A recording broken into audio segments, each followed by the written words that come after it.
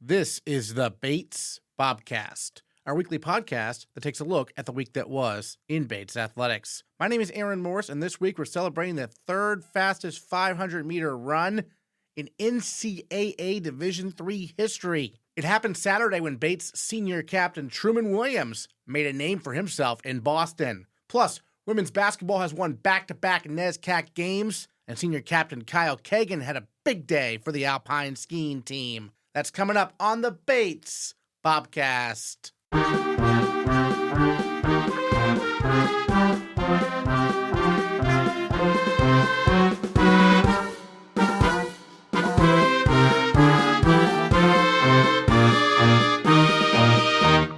To say Truman Williams had a meet to remember Saturday at the John Thomas Terrier Classic would be an understatement. The senior captain not only broke the Bates record in the 500 meters, his time of 1 minute 3.31 seconds is the third fastest in the history of NCAA Division III. Not satisfied with just one history-making performance, Williams also anchored the Bates 4x400 relay team, and they posted a time of 3 minutes 18.78 seconds, the third fastest mark in Bates history. And Truman Williams, who is now the fastest Bobcat in the history of Bates athletics in the indoor 200, 400, and 500 meters, is our male Bobcat of the week. Well, welcome back to the Bobcast. 1 week later, Truman Williams, our male Bobcat of the week this week after a great performance at the John Thomas Terrier Classic. The 500-meter race, not held all that often, but you're third all-time in Division III in that race. What does that mean to you to be that high up the national rankings for forever?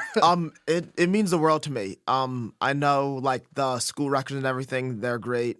But knowing, like, a legacy and, like, looking back at the list, and there's times from, like, 2011 to last year or last month, and knowing that 22 people need to run faster to knock me off that list is impressive for me. Excellent. And take us through the race just from your perspective. Yeah, so I was in lane 5. One person on my outside, I believe 2 on my inside. And I had the idea to break it up into 150 meters, 150 meters, and then the last lap, 200 meters. And I got out a bit slower in my first 2 or 3 steps. I needed to remind myself, okay, I'm a 6'9", 60 guy. I need to get out. And coming down the turn, I really turned that on. And then I made it to the break, which was 150 meters in, smooth break, ran the turn, and then I got to the last lap, and I thought, I still have a lot in the tank, and I looked at the clock, and I saw a 35 high, 36 low for my 300, and I started to, like, crank it up as I was going through the last lap, and I got to about 100 to go, and I realized I still have much more in the tank than I should, and I just went all out for that. Excellent, and we were talking off air, but don't you wish this was an NCAA event? Oh, I would love that, because it was fun, too. Yeah. Who else was in your section? I think 2 track club people and someone from Harvard. Oh, yeah, I saw Harvard. You were way ahead of the Harvard guy. What does that feel like to, be so far ahead of, an Ivy Leaguer? Our coach always jokes, like, is Bates D1? Is Bates D1? Because we'll compete at a lot of mixed division track meets, which is unique with Division III sports, because not frequently you see Division III, Division II, and Division I. But it's fun, and it's just like a little reminder, like, yeah, I could have gone D1, but here I am. I'm here for fun. Excellent. And then how about the 4x4 relay? Third all-time at Bates. Take us through that race. Oh, it was electric. Ryan Harding started, and at BU they have, like, some argumentation about, like, when you can use blocks, and he wasn't sure if he should use blocks. And I was like, Ryan, just do what you know how to do. You're going to be fine without blocks, because he didn't use them in the 200, and he ran really well there. Yeah. He started off, and then Evan Berthiaume ran, and both of them came off stellar 200s earlier in the day. And then Calvin, coming off an 800, he was the 800 leg on the distance med. So it was really fun to see him step down into a 400, and I think he surprised everyone, including himself. And for my leg, I was with the same guy from the 200 at the NESCAC meet a few weeks ago. He was Middlebury's anchor, and I was our anchor, and it was fun, like, to talk to him before the race and after. And it's like, we're always going head to head. You guys won your section, right? Yes. Yeah. So you were anchoring against that guy? Yep. It was great to see the team come together, especially after doubling up. And I met with them earlier. I was like, guys, just have fun. We're here, and it's a really fast track, so we're not going to run terribly. We're all fast. We're all, like, feeling pretty healthy. Let's have fun, and let's see what happens. Excellent. And yeah, you mentioned the track, the Boston University track. That track in particular is considered maybe the fastest in the country. I mean, what do you think about how fast that track is? every time we get there and I step on it, I remember, it's like you're running on a trampoline. I think it's because there's plywood under it, so you get a little more bounce. And with the carbon-plated spikes that are out now, it's really fun because, like, you just put your foot down and it bounces right back up to where it should be. You don't need to worry about picking your legs up. Excellent. So super great track to run on, obviously. And the Bobcats showed that with a bunch of top 10 performances. I mean, as one of the captains, how cool is it to see, guys moving up, Ross moving up a spot in the mile, guys moving up 200. I saw a first year, we had talked to Hoffman a few weeks ago, big 3K, right? Yeah. It was great because BU is usually like the distance place to go for really good performances. I want to say all of the Division I qualifiers last year came from a BU performance for nationals. And it's really cool to see the effects of that in the sprints. And I remember watching, I believe Evan Berthiaume was first in the 200, and he ran 22.16. Yeah, you're the only one faster than him now in that event. And he was joking, he was like, if you didn't do that, I would have had Colby's record. And I saw this coming from a mile away. And I ran down to the track, like, to congratulate him, and biggest smile I've seen on his face. And I'm down there, and Ryan Harding's running. And he blows out the first 100. He's gone. And look at the clock. There you go, 22.4. Really impressive showing from those guys. It feels like the program is becoming very well-rounded in a sense because historically Bates has been known more maybe for distance runners, throwers. The sprinters are making their presence felt, aren't they? Yeah, we're trying. Liam Burney was one of the captains, I believe, my sophomore year, and he had great respect for the throws program because it's so long-lasted. And I'd like a similar air over the sprints and distance, and I think Ned did a really good job of bringing that to the distance squad, and I hope that I can have a hand in that for the sprints role. And afterwards, David Pless, one of the Bates legends, DM'd me on Instagram, and that was really nice. Because I was like, who's requested? David Pless. And I go to his Instagram bio, and his profile picture is like him throwing at the Olympic trials, and it's really cool. Nice. What do you say to you? Just congratulations. We're rooting for you. And I was like, it's so great to hear from a Bates legend. Everyone knows his name. Yeah. He has one of the All-American plaques, and it's full of his performances. Excellent. And then, we mentioned the 4x400 had a good relay. Last year, of course, you were an All-American with the DMR team. Are you going to be part of that DMR here moving forward? Was the plan to run at Tufts again this year like you did last season? Or? I'm not sure what the plan is. It's definitely on the radar after last year. I think we just need to wait for a meet where we're all feeling good. Yeah. And we're still figuring out the order because with Ned gone, things need to be jumbled around a bit, but I think we have a shot at it. Excellent. And then, you brought this up kind of a little bit when your previous race we talked about when you were up against that Trinity runner, right? Who was very, very tall. Very tall. Yeah. and you're not so tall. Nope. You're not 5'3".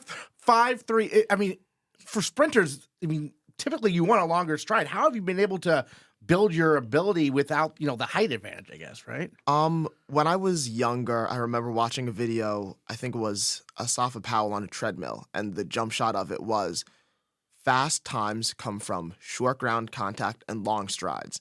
And I had no idea how to control my ground contact at that point, so I was like, okay, just run with really big strides. And I think that was in my developmental stages of running, so that's just been ingrained in my form from now on. And what was the first part? Have you learned that first part then? It's just picking your feet up faster. Yeah.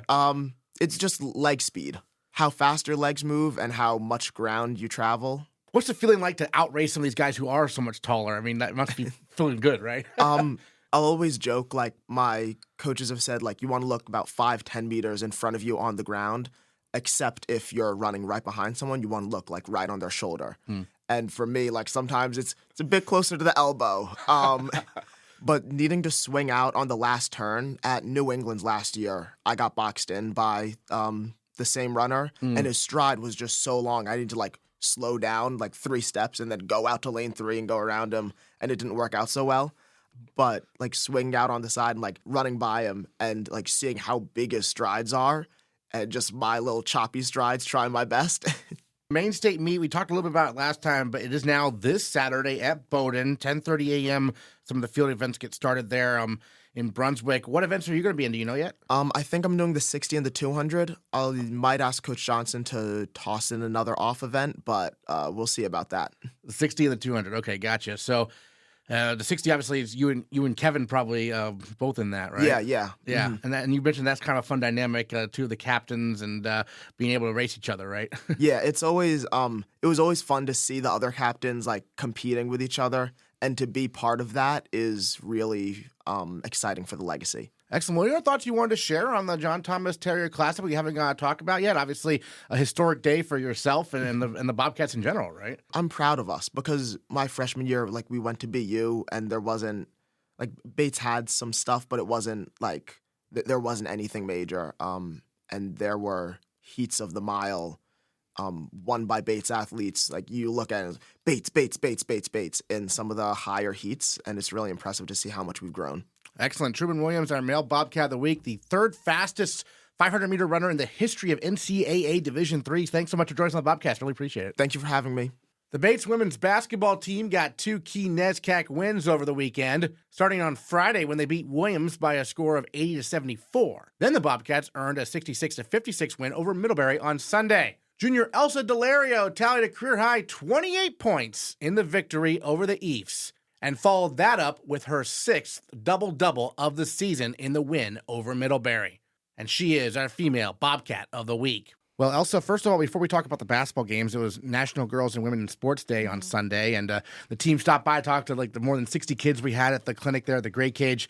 What was the experience like to see, them having all that fun and, talking to them about the day's activities and everything? Yeah, it was a great turnout of kids, boys and girls, which is always so great to see. And I don't know, it was just really fun to get them all super engaged. They seemed really excited, and a lot of them came out to our games. So, yeah, always super empowering to see. Excellent. And then, just the weekend in general, 2 nice victories over Williams and Middlebury. What were some maybe similarities and differences in those wins? The first game, obviously, you had 28, career high. Next game, you got to the line a lot, made some key free throws, had to deal with their post player throughout. But tell me a little bit about those games and how they went. Yeah, I think just coming off of a couple tough weekends before this one, we were just really focused on just bringing all the intensity that we have, and so that was kind of my mindset individually as well. And I think on Friday, just kind of attacking their posts and getting some foul calls. Sometimes I either get them or I don't. So it worked out well for me on this weekend in total, but yeah. How much have you been working on the free throw shooting? Because very impressive, oh my God. 13 to 14. Yeah, kind of a lot. It does vary, but that's always a big focus for me because my numbers usually aren't that good, but yeah, I was really happy with how it went this weekend. Certainly. Speaking of good numbers, we just realized this the other day. You are the all-time leading shot blocker now in Bates women's basketball history, and you've done it, you're not even a senior yet. So what does that mean to you to have that achievement? Yeah, it's crazy to think about, definitely. But, all I can say is, I want more. But, yeah, those numbers, it's definitely a lot of blocks, so I think just my experience here has really helped. But, I want to average more, so keep it going. Coach Montgomery was talking about how, you and A. Rose really have a good chemistry, especially defensively. Tell me a little bit about how you two work together to protect the rim like you do. Yeah, so well. A. Rose is such a good defender, and she defends some of the other team's best players, and I think we work together a lot on, ball screen action, and so we just have, really good communication and chemistry, like Coach said. When it comes to switching, she has great length too, so she can kind of switch when we need to because I'm always guarding a post, and especially in that ball screen action where she's guarding very, very good players who take it to the rim a lot. I'm there, and both of our length can contest really well. Yeah, you're kind of there waiting just in case you need to step in there to block a shot, right? Yeah, that's what I do. Yeah, excellent. And then hitting the road this weekend, what are your thoughts on these upcoming road games? Because obviously the team continues to be really good here at home, and what's it going to take to, to carry that over to the road, I guess? Yeah, definitely feels like we have a great spark from this weekend. Yeah. So really excited to play some good competition on the road. I think just continuing to bring that intensity that we did this weekend and just playing together. Really excited. And for the team, I mean, last year it seemed like everything that could go right went right, and it was such a magical season, 24 wins, Sweet 16. How is the team able to bounce back from maybe some tough breaks early on in this conference schedule to be where you are now in position, I think, to make a move up the standings? Yeah, definitely. I mean, in the beginning of NESCACs and in a couple other non-conference games, I mean, we've just come so close, and we've had so many conversations about just keeping that momentum and like getting over that edge, and we finally did this weekend, and so we're just super excited to like keep the foot on the gas here, and yeah, we all collectively know what we have to do from this point on. So I think just turning that corner this weekend was really huge for us, and we all have a great mindset going into these next conference games. Yeah, pretty much every game's been like down to the wire. Yeah. I mean, what's that kind of like to have every game be so tight? Yeah, it's very stressful, but we work a lot in practice on those type of moments, running down the clock. So I think that has really helped us. And this weekend in particular, just like having that trust in one another, we practice it a lot. So it was really good to see those outcomes. As a post player, I mean, Abby Walsh has been playing more. She's a first year. She's not as tall as you, but it seems like she's coming in and providing some valuable minutes. What's it like to see some of these younger players now starting to really get some opportunities? Yeah, it's so great. So great to see them out on the floor and just giving everything that they have. I mean, Abby Walsh in particular is super strong in the rebounding action. Yep. So it's just been so great to see her minutes rise, and she just gives it her all. And I would say that for every single freshman in practice and on the court, they're so great.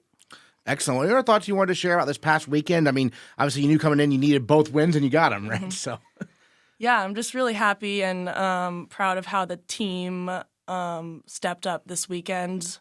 I mean, again, it was pretty hard in the start of conference play, so just having that team collective mindset, could not be happier with how we are right now. Excellent. Elsa Daulerio, career high 28 points against Williams, followed by a double-double against Middlebury. A pair of wins for the Bobcats as they hit the road to take on Trinity and Wesleyan this weekend. Thanks so much. Thank you. The skiing teams were in Vermont over the weekend for the St. Michael's Carnival, and senior Alpine skiing captain Kyle Kagan turned in the performance of his career to date in the giant slalom on Friday. His two-run combined time of 1 minute 49.86 seconds tied Kagan for 7th out of 85 competitors, the best carnival finish for a Bates male alpine skier since 2017. Well, Kyle, I mean, you've had some good showings in your career here at Bates, but this one was next level 7th in the giant slalom at the St. Michael's Carnival. Just take us through those two runs. Take us through the whole day, maybe, from start to finish, how it went for you, because that's a remarkable, achievement there, top 10 showing. Yeah, it was a pretty surreal day. Definitely my best result on the collegiate circuit this far. So was really excited with just kind of the result and just my approach to the day. I just felt really locked in and just focused and confident going into the day. During the bye week that we had, I went and did a couple races back at Whiteface Mountain, which was where the St. Lawrence Carnival was, and had a strong showing in the GS at St. Lawrence, and then those two races that we did during the bye week continued the strong skiing and had a 4th place there and my personal best fist points result, and then just took that confidence into the weekend, and I was starting at 30th, which was significantly lower than where I started on the St. Lawrence Carnival, so dropped my start position in half, and just kind of with that was able to have a really strong first run, finished 13th after the first run, and was in there with kind of some of the guys that I'm usually looking at the top of the leaderboard, and was like, okay, cool, like I'm right in the mix with these guys, and just took that confidence into the second run and just charged, attacked the course, and found all the speed I could, and came down in 3rd place, which was a little disappointed when I came down, but knew how stacked the times were around me, and kind of everyone was super close together. So there's a lot of movement on the second run, and moved up into 7th, and end of the day was just super stoked to just keep moving up the leaderboard. So you mentioned earlier that you were able to start 30th instead of 60th, basically? Yeah, so they take the way the start list works is they kind of take the results from the previous races and compile them into how you've done. And so the top 30 are based off just the season standing. So I was 30th on the season standing so far, and then made it much better start position than the previous race where I was like 64th, I think. So being in the top 30 on the overall standings moves up. So I think, then I'll keep moving up now after this weekend. So does that factor in what you did during the bye week? It does not. But it was, but that kind of just that helped with the confidence too, and lowered, the start position the week before. Gotcha. Okay, excellent. And then, I mean, after your second run, what was your thoughts crossing the finish line, kind of? I was just like, okay, cool. I put down 2 good runs, and you always come down and want to see P1 on the board when you cross the line. But third place, I was like, okay, that's not a bad spot to be. Like, knew immediately that'd be my career best result, just let alone where I finished up, even if everyone else that came down after me beat me. And so I was super ecstatic with that. And then just to keep moving up the leaderboard, it was really cool experience being down there with my teammates and everyone cheering me on, congratulating me. It was really cool team environment as well. Excellent. And so we were talking a little bit off air. It's a little convoluted, but the selection method for the NCAA championships is different this year. Obviously, with a top 10 performance, that's now possibly in the front of your mind, maybe in the back of your mind, not sure. But break it down for us how the selection is going to work this year. Yeah, so they take to make the NCAA championships, they take the each person's top 2 giant slalom results and top 2 slalom results combined. So it's kind of a point system.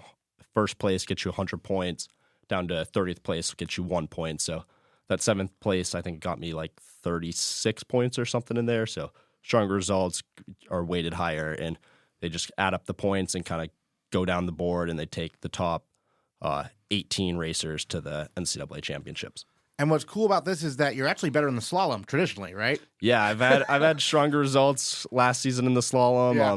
And then, it's cool to get my giant slalom good results and skiing fast. And so, I can continue with that and hope the slalom catches up and knows I can, get those results I'm capable as well. Yeah, certainly. And then this weekend, we've got the Dartmouth Carnival at Dartmouth Skiway. Tell us about that mountain.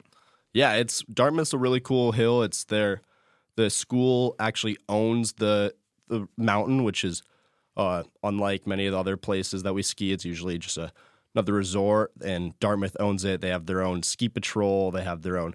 It's 15 minutes away from campus, so it's a cool little hill that we go to. And I've raced there twice before and really like the hill. It's fun. It's steep right out of the gate, and then flats that kind of run out and maintain your speed. So looking forward to it, and take some strong skiing into the weekend. Certainly. Now this weekend at St. Michael's, I feel like for all the schools, there were a lot of DNFs. Like, was it rough conditions out there, or how did it go, kind of? Yeah, it was with the new snow that we had. It kind of made the surface a little challenging. It's usually, we like it when it's just the sheet of ice, because it's it's predictable. When with the new snow, there's certain areas that are softer and get tracked out more, so it's just bumpier conditions, which kind of make it harder to just keep your skis tracking cleanly, and you get bounced around and then fall or slide out. And so, lots of DNFs across the board. The slalom day, especially, with there's a couple inches overnight, and just with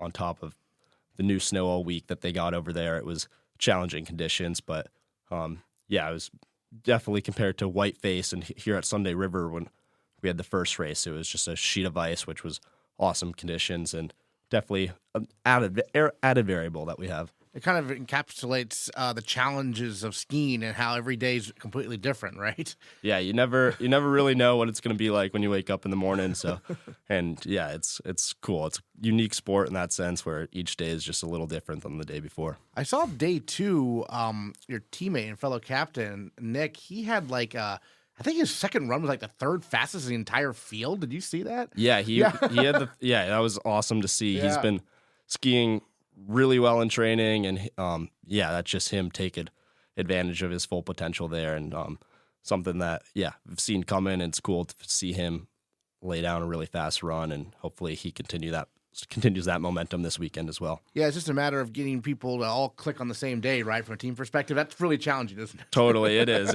It's tough to get everyone clicking on the same day, but when it is, it's those results are cool, and we can produce a team result that we'll all be super proud of as well. So you got 3 more carnivals here. We got Dartmouth, then Middlebury, then UNH down the stretch.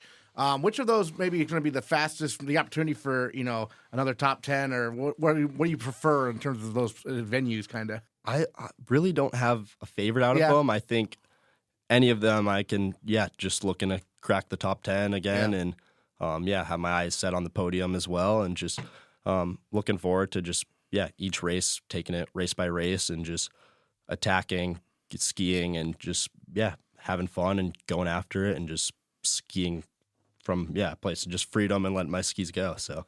And senior year, is there any different mentality this year as a senior than previous years for you? Like in terms of how you're thinking about things going into races, sort of?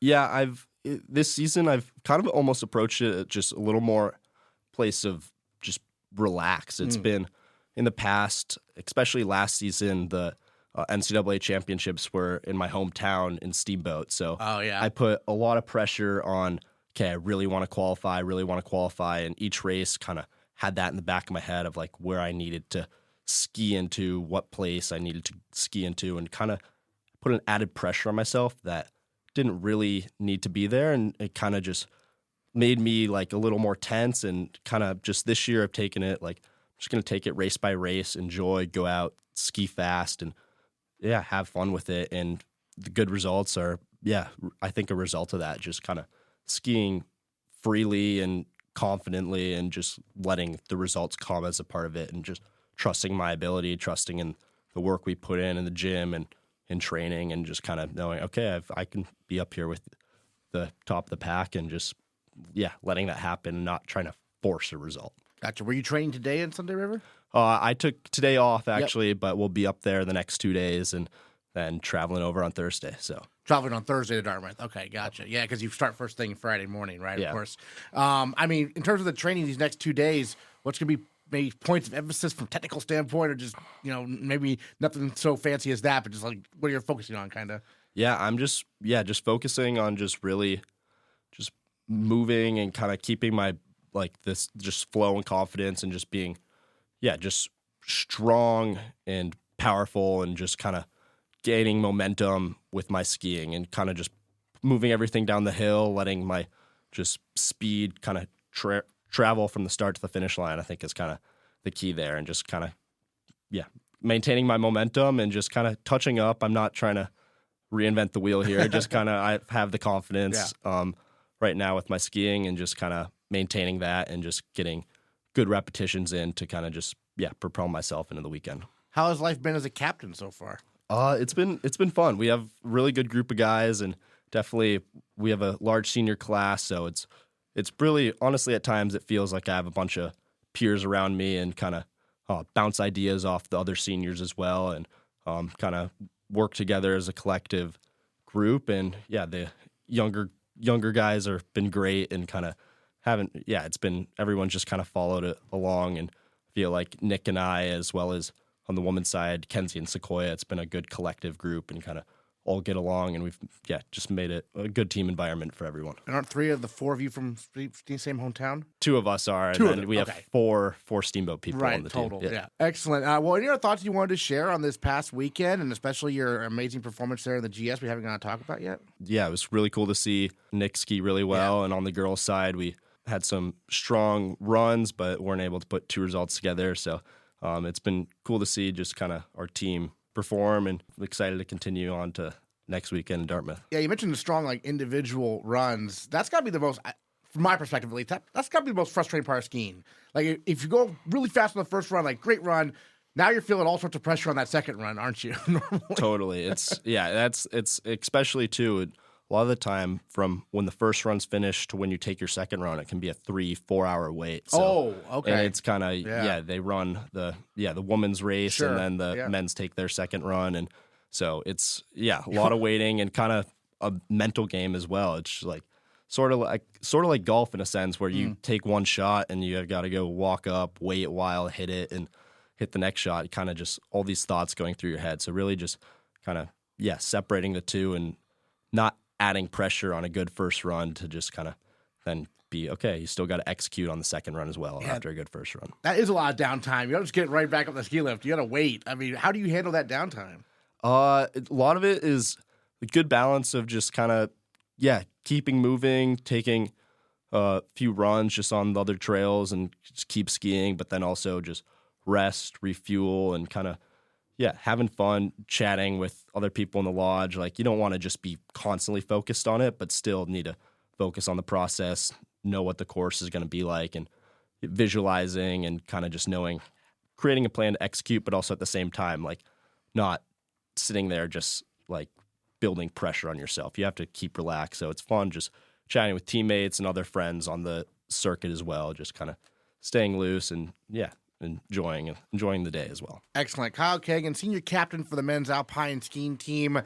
Career best 7th place out of 85 competitors in the giant slalom at the St. Michael's Carnival. That's the best carnival finish by a Bates male alpine skier since Michael Cooper, class of 2020, back in 2017. Thank you so much for joining us on the Bobcast. Really appreciate it. Yeah, thank you, Aaron. After a couple of close road losses, the men's basketball team has a chance to knock off a pair of top 25 teams when they welcome Trinity and then number 1 nationally ranked Wesleyan to town this Friday and Saturday. Meanwhile, the track and field teams head to Brunswick Saturday for the main state meet, and the men's swimming team is also in Brunswick on Saturday for the CBB meet with rivals Bowdoin and Colby. Find the complete schedule of events this week by going to the newly redesigned GoBatesBobcats.com, and we'll catch you next time on the Bates Bobcast.